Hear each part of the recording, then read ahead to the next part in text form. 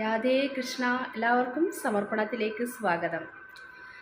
ഭഗവാൻ ശംഖചക്ര ഗദാ പത്മധാരിയാണെന്ന് നമുക്കറിയാം. ഭഗവാൻ വിഷ്ണു ശംഖചക്ര ഗദാ പത്മധാരിയാണ്. അപ്പം ഭഗവാന്റെ ശംഖിൻ്റെ പേരാണ് പാഞ്ചജന്യം. അപ്പം നമ്മൾ ക്ഷേത്രങ്ങളിലൊക്കെ കാണുന്നുണ്ട് ശംഖിൽ തീർത്ഥം കൊടുക്കുന്നത്.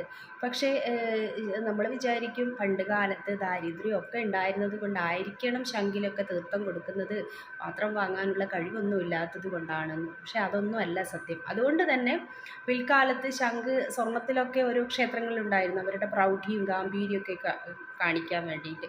പക്ഷേ പല ക്ഷേത്രങ്ങളിലും ആ സ്വർണ്ണ ശംഖൊക്കെ പിന്നെ എടുത്തു വെച്ച് കഴിഞ്ഞു. കാരണം കള്ളന്മാരുടെയോ ഒക്കെ ഇതുകൊണ്ടും ഇപ്പോൾ സ്വർണ്ണശംഖ് അങ്ങനെ കാണാനില്ല.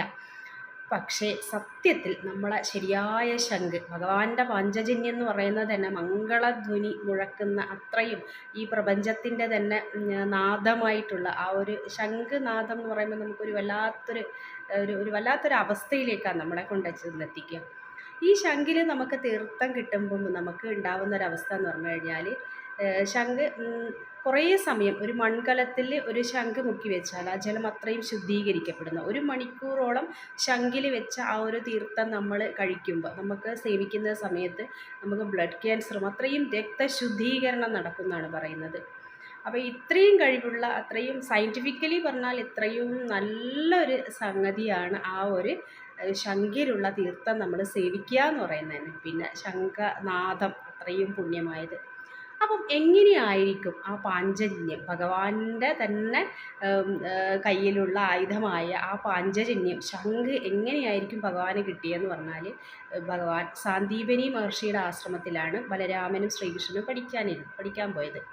അപ്പം അവിടെ ഒരു ദിവസം നോക്കുമ്പോൾ സാന്ദീപനി മഹർഷി ഇങ്ങനെ നദിയിലേക്ക് നോക്കിയിട്ട് ഇങ്ങനെ കരയുന്നുണ്ടായിരുന്നു, എന്തോ വിഷമം കൊണ്ട്. അപ്പോൾ കൃഷ്ണൻ ചെന്ന് ചോദിക്കും, എന്തേ ഗുരു അങ്ങ് ഇങ്ങനെ കരയുന്നത്? അപ്പോൾ പറയും, എൻ്റെ മോനെ പഞ്ചജൻ എന്ന് പറഞ്ഞ ഒരു അസുരൻ തട്ടിക്കൊണ്ടുപോയി ഈ നദിയിലേക്ക് ഇറങ്ങിപ്പോയി എന്ന് പറഞ്ഞു. അപ്പോൾ ഇത് കേട്ടപ്പം കൃഷ്ണന് ഭയങ്കര സങ്കടമാവും. അപ്പോൾ കൃഷ്ണൻ പറയും, ഞാൻ അങ്ങയുടെ മകനെ വീണ്ടെടുത്ത് തരാമെന്ന് പറഞ്ഞ് ആ നദിയിലേക്ക് ഇറങ്ങിപ്പോയി പഞ്ചജൻ എന്ന് പറഞ്ഞ ആ ഒരു അസുരനുമായി യുദ്ധം ചെയ്ത്, അയാളാണെങ്കിൽ ഒരു ശംഖിൻ്റെ ഉള്ളിലായിരുന്നു ഒളിച്ചിരുന്നത്. ആ ശംഖിൻ്റെ ഉള്ളിൽ നിന്ന് പഞ്ചജനെ പുറത്തെടുത്ത് അവനെ വധിച്ച് ഇല്ലാണ്ടാക്കി. പക്ഷേ പഞ്ചജനൻ എന്ത് ചെയ്തതെന്ന് പറഞ്ഞാൽ, പാതാളത്തിൽ ഈ ഗുരുവിൻ്റെ സാന്ദീപനി മഹർഷിയുടെ പുത്രനെ പാതാളത്തിലേക്ക് വിട്ടിട്ടുണ്ടായിരുന്നു. അങ്ങനെ അവിടെ നിന്ന് സാന്ദീപനി മഹർഷിയുടെ പുത്രനെ മോചിപ്പിക്കുകയും അങ്ങനെ സാന്ദീപനി മഹർഷിയുടെ അടുത്തേക്ക് കൊണ്ടുപോവുകയും ചെയ്തു. അത് മാത്രമല്ല, ഈ പാഞ്ചജന്യം എന്ന് പറഞ്ഞ ആ ഒരു ശംഖ് ഭഗവാന്റെ കയ്യിൽ അന്ന് മുതൽ ഭഗവാൻ തൻ്റെ തന്നെ ആയുധമായി, തൻ്റെ തന്നെ കയ്യിലുള്ള വിശിഷ്ടമായ വസ്തുവായി കൊണ്ടു നടന്നു.